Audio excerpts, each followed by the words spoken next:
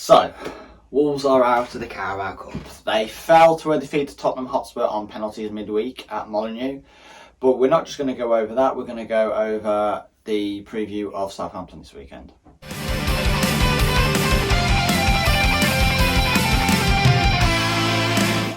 Guys, as always, I always say, leave a like and subscribe. It goes a massive long way. If you're a new subscriber or if you're a new viewer to this channel, I understand it's very raw. It's just me talking about Wolves. So yeah, it's good. It's not going to be the greatest things that you're going to see right now, but things will and inevitably improve. So for that reason alone, please leave a like and subscribe to the channel. It goes a long way, guys. Thank you. Where do we begin? Well, Tottenham Hotspur at home in the Carabao Cup, and the first 38 minutes were horrendous. It was a shame to see Jurgen Mosquera go off. Definitely a hamstring injury by the looks of things. I've not read anything, so I've not seen anything pre-match. So from what I saw, it did look like hamstring. But it was a poor showing that turned into a good showing. That's pretty much the summary. The goals we conceded were terrible. We could have been 3 or 4 down again. But we got a goal back this time, Leander Dendoncker. It was nice to cheer, let's be honest. Against him in a play. It sort of shifted the balance a bit. Obviously half time came. He brings on Traore. Now you guys know that I am not the biggest fan of Adama Traore, as I think he doesn't offer enough in regards to end product, goals or assists.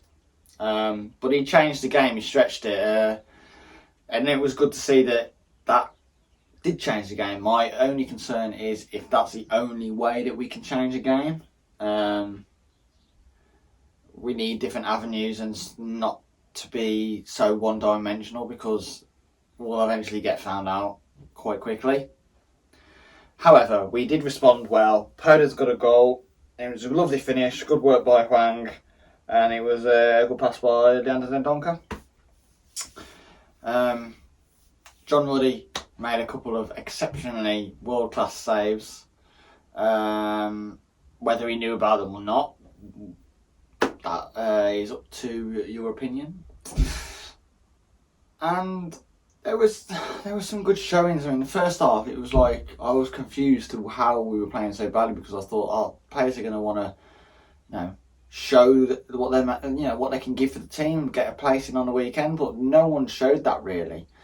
Everyone was poor, and then we sort of like hit stride. I mean, Neves was terrible in the middle, and then he got better.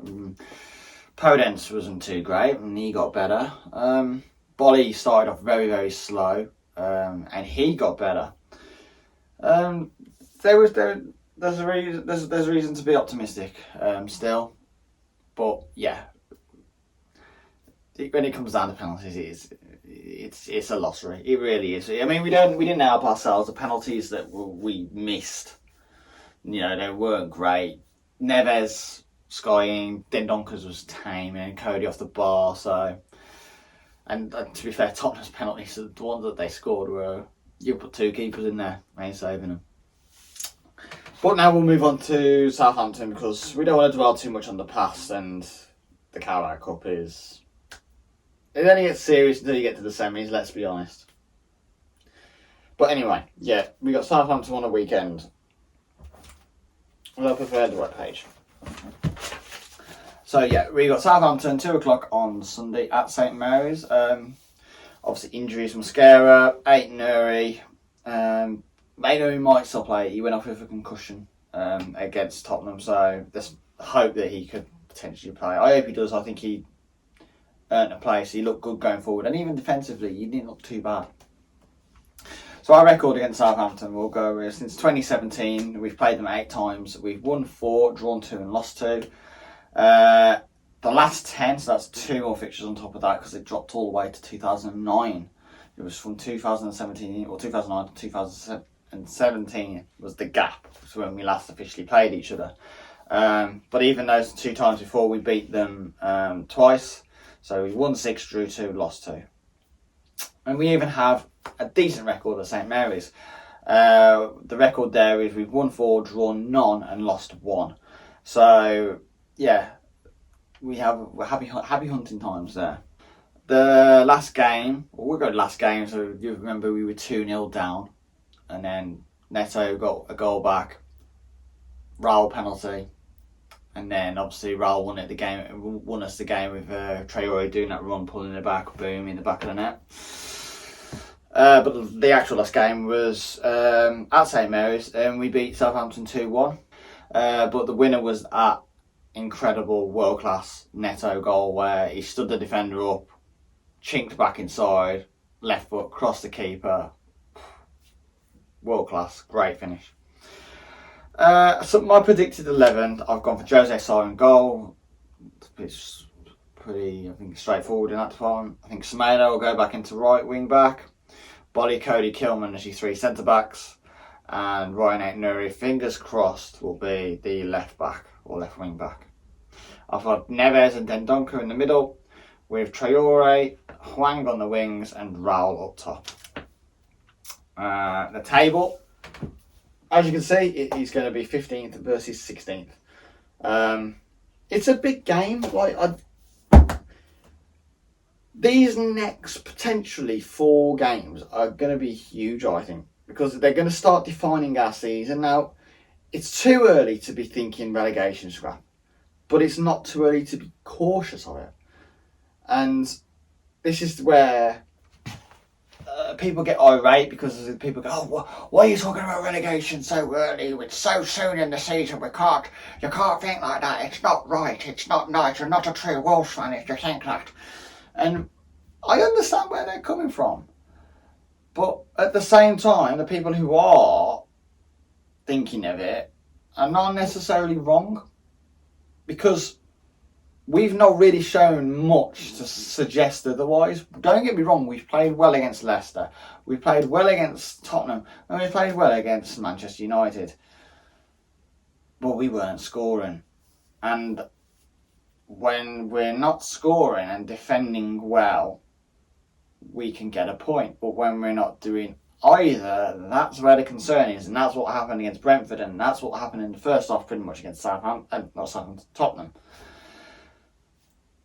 We were fortunate in aspects against Watford. And me personally, I don't want to be negative because I know people won't like it because, you start spitting facts. The only way people can come back at you is just be like, "Oh, you're not a true Wolves fan." But at the end of the day, from what we've seen, we have not been good enough in games. And we've not been good enough out of the 5. How many have we played now? So we've had the 2 cup games. So we've had 7 games, and 2 of them we've been better. Just about. Forest and Watford. The other ones we haven't. Doesn't matter how well we've played. Our attacks on goal haven't been good enough. So you can't be better than the teams that you're playing. Like I say, I'm not thinking relegation, but I'm wary of it and wary of the situation that we could end up being. But that's for another story in 5 or 6 games' time. But the stature of this game and where it could put us is big, and it will be big for the next 2 or 3 games in that respect, because you will start looking at it going, well, we're going to start fighting these down here, or we could actually potentially start fighting these guys up here. And if we start going up there and we go, well, we actually played quite well against Leicester, we didn't score. Man United, we didn't score, we created a fair bit, and same with Tottenham. We can transpire the attacks to be more deadlier and critical. There's bases to work off, but you end up down there and you're thinking, oh God, we played rubbish against Brentford. We weren't very good in front of goal against Manchester United, Leicester, or Tottenham. Do you know where it matters in the different perspectives, doesn't it? And that's how your football brain works. And when you look at a position and where you are on a table and how you're playing, there's optimism, and then there's obviously no optimism. Couldn't think of the word opposite then. Skepticism. And it's weird how your football brain works, but it's one of them. We've just got to wait and see. Look, we're against the top. We're against the Southampton side who were there with us. They are struggling with goals themselves as well. They've only scored 3. Armstrong, El Yunusi and Ward-Prowse are their only goal scorers. They like to play 4-4-2 or 4-1-4-1. It depends on who they're playing. Obviously their manager is Ralph Hasenhüttl. But their one to watch is James Ward-Prowse, and this is a player that I've said Wolves should be looking at, even if they have to play over the odds. He is a set-piece expert. In fact, I will go as far as saying he's the best set-piece taker in world football right now. I don't think you can name me anybody better, even if people will be thinking along the lines, oh, Ronaldo, oh, Messi. They're not James Ward-Prowse level, though, in my opinion. Messi is a very good free kick taker. Very good. He's not a corner taker, and he's not a deep free kick whip the ball into the box sort of free kick taker. James Ward-Prowse is. Even Hakan Çalhanoğlu at I think he's at AC Milan, or he was at AC Milan. One of the best free kick takers in the world, but he ain't better than James Ward-Prowse in my opinion, and I think that's where Wolves can get hurt, is from the crosses. James Ward-Prowse, he's an old school centre midfielder, box to box, gets stuck in, got a good passing him. So he will work our midfield tirelessly. And I think this sort of links up when it comes to how they play, and Ward-Prowse being a set piece expert. They're danger man. I would have picked Armstrong, but he's out injured. But if anything, this guy is equally as dangerous, especially against Wolves. He likes playing against Wolves. He scores against Wolves. He gives Wolves defences a hard time, and that's Nathan Redmond, and he's a winger. So I think if they're going to expose us, it'll be from wing play, and it'll be from balls in the box. And I think if they had someone like Yannick Vestergaard, I think we'd be in a sorry situation, because I think gradually over the past 2 seasons we have become defensively weaker and weaker and weaker with set pieces, and that was evident on the weekend against Brentford with the penalty, which we saw coming 100 miles away. But yeah, everyone knows Redmond is he's a nippy fast winger. He likes to cut inside, he likes to get down the wings, either foot. And like I said, he has an eye for making Wolves' defences. It gives them a hard time. He torments them like hell. And I think the two together, with us struggling with wing play and balls into the box, with James Ward-Prowse and him, it's going to be a tough afternoon. And that is my concern. And he is overdue a goal. So it would be typical for Nathan Redmond to score against Wolves. It's one of them where I think he's just reading the stars. So my prediction is 1-1.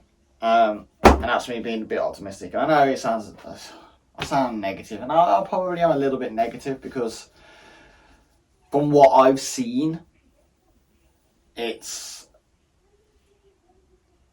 like what Wolves is going to turn up. And even if the good Wolves turns up, are we going to score? I'm on the fence with this. I'm not a happy clapper, but I'm also not a negative Nancy and we're going to get relegated. So, like I say, these next 2 months, it's going to be huge for our season, and it'll define the rest of it, I think, and then it'll define the transfer window. It's shocking how we're being run in regards to we've not had a centre back, but that's for another story and another debate. So yeah, I will bid you farewell. So long. Everyone who's going to the game, have a good time and sing your hearts out. I will catch you on the next one, which will be the review. So hopefully we get the win. And everything's a bit more cheerful. Yeah. Peace out, guys. Oh, and don't forget to leave a like and subscribe. You fucking nutcases. Peace out, guys. Have a good one.